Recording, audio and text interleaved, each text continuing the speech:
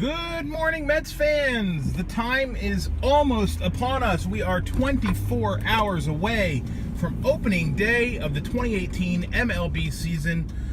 You are watching Driving with Mr. Met. I am Mr. Met, and today, 24 hours before the start of the season, I'm going to do my annual prediction show where I'm going to talk a little bit about what I think might happen this year, a few predictions along those lines, and I'm also going to talk about what I think the Mets record will end up being. And at the end of the day, I just hope that I do better than I did in 2017. Last year, my predictions were a little bit off. I think most everybody's were as it pertained to the Mets entering the season. Look, injuries are the number one culprit for what happened last year. And, injuries are tough to predict, but the team has done an adequate job, if not a really good job, of addressing the medical situation and the health situation around the team. Not so much changing personnel as far as, players on the field, but the way they address training, the way they address communication. It seems like that's a general improvement, and that's the first thing I want to point out. I think there's going to be a much stronger line of communication from the player straight up to the front office through the appropriate channels in 2018. Mickey Callaway looks to be a completely different kind of manager than Terry Collins was, and this is not a slight on Terry because, as I have said, I've always been a Terry Collins guy.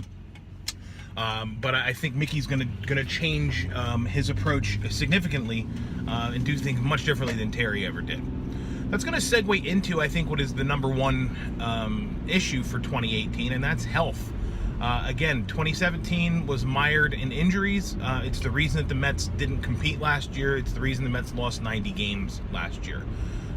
Coming off of that campaign and keeping in mind what I just mentioned about how they're going to manage injuries, I think health is going to be a number one contributor to this season's success. I expect the Mets team to be healthy this year.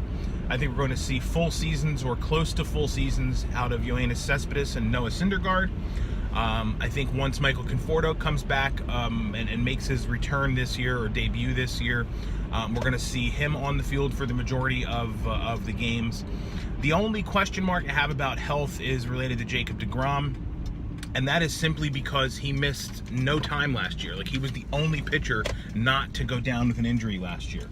So I'm a little bit afraid that might bite Jake this year, but we'll have to see. There's only one way that we're going to find that out, and that's going to be to play the games.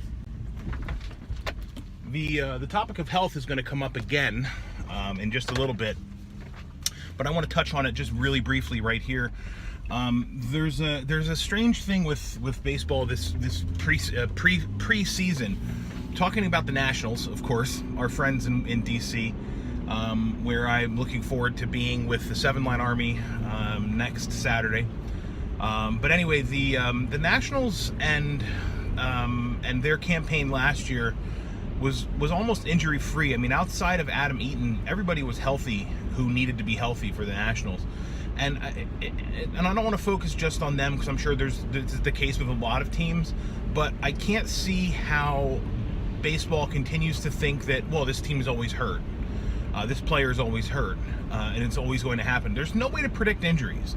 And to suggest that a team that was injured in one year will also be injured in the next year, that's just bogus to me, and I think they're missing out on the fact that there are some key pieces, one key piece in particular in Washington that won't be opening the season with the team, and again, I'll talk about that in just a minute.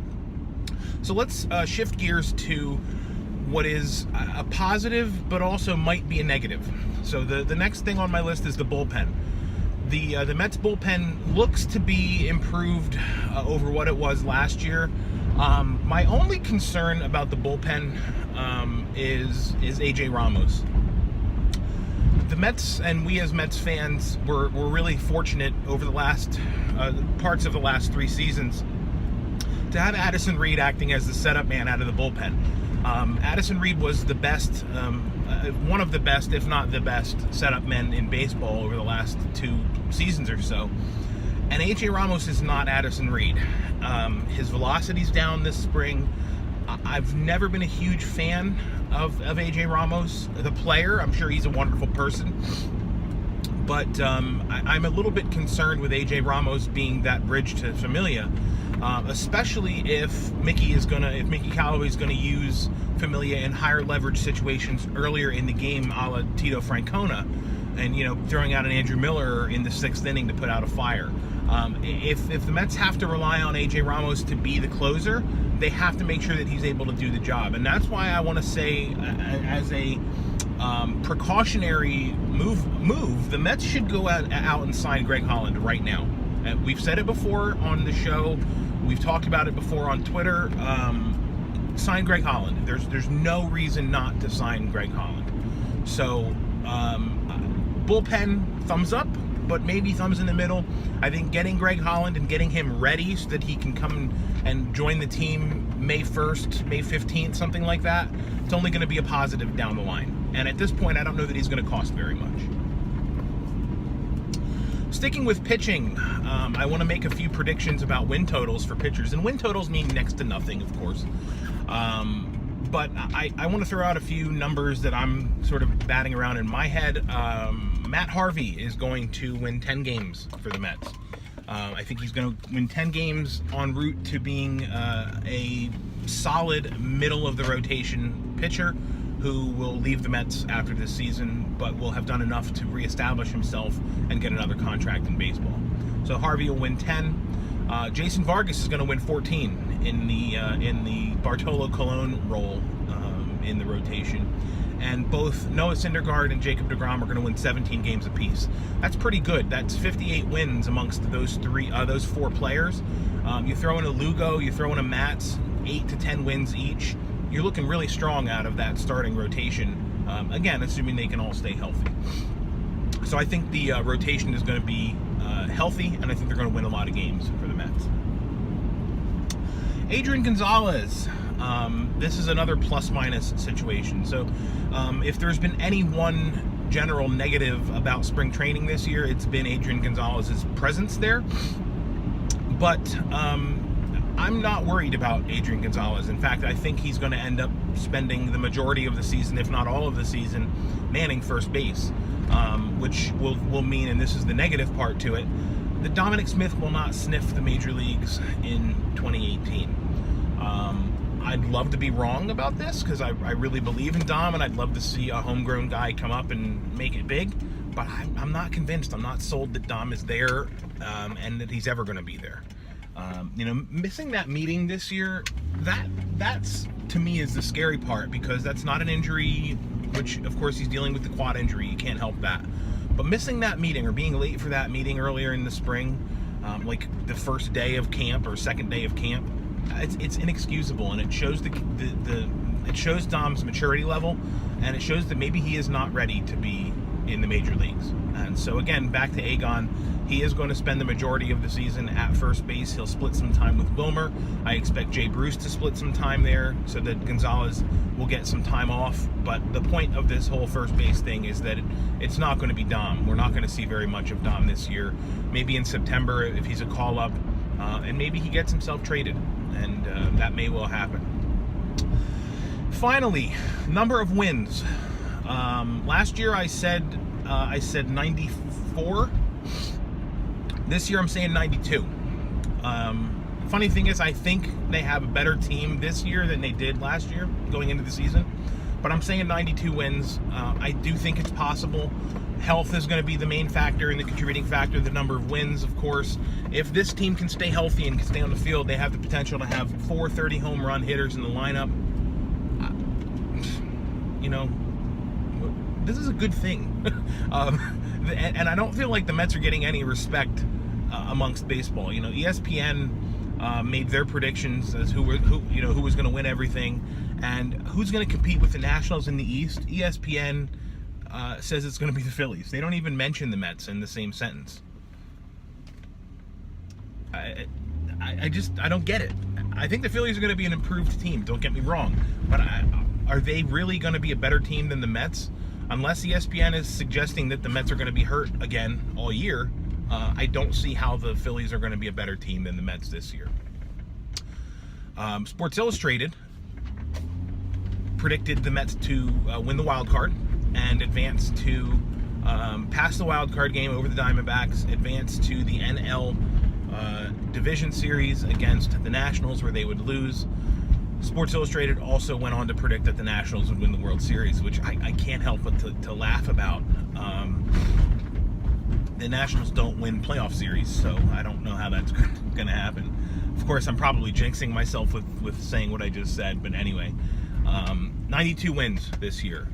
What 92 wins means to me, and I mentioned this earlier about the Nationals, it means to me that the Mets are not only going to compete for a wild card, but they are going to compete for the division. I think the Mets and the Nationals are a lot closer to each other than a lot of people think. I think the Mets and the Nationals are going to be neck and neck for the majority of the season, where they're going to be fighting into September for the top of the division, and therefore they're also going to be fighting at the same time for that wild card spot and jockeying for position there. So I don't think this is a runaway for the Nats, despite what everybody else seems to be predicting and projecting. The Nationals are going to be without Daniel Murphy to start the season, and he's coming off of a major microfracture surgery. He may not be the same hitter when he returns, and let's not kid ourselves. Murph is a big piece in that Nationals lineup. He's the reason that Ryan Zimmerman had what I would have thought would have been a comeback player of the year type performance last year.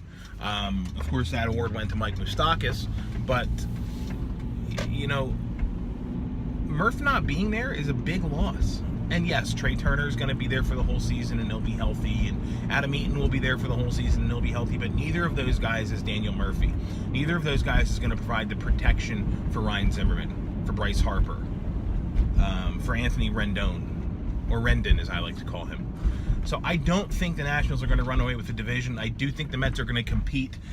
I'm going to say that the Nationals are going to win the division at the end of the day. So I'll be a little bit pessimistic, and I'll say the Nats are going to win the division, but the Mets are going to be right behind them, breathing down their necks all summer long into the fall. The Mets are going to win the wild card. And in the playoffs, I mean, of course the Mets are going to win the World Series. What am I going to say? Yes, I think the Mets are going to win the World Series this year. I'm not going to make a prediction about that. I'm just going to say the Mets are definitely making the playoffs. And I'm looking forward to this season as much as I was looking forward to last season, as much as I was looking forward to the season before that.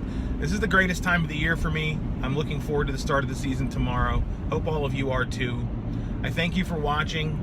It's been fun in spring training talking about what might be. But after tomorrow, we're going to be talking about what is. The season starts. I'll be back on Friday morning to recap opening day and hopefully discuss another Mets opening day victory. So until then, again, thanks for watching. And as always, let's go Mets.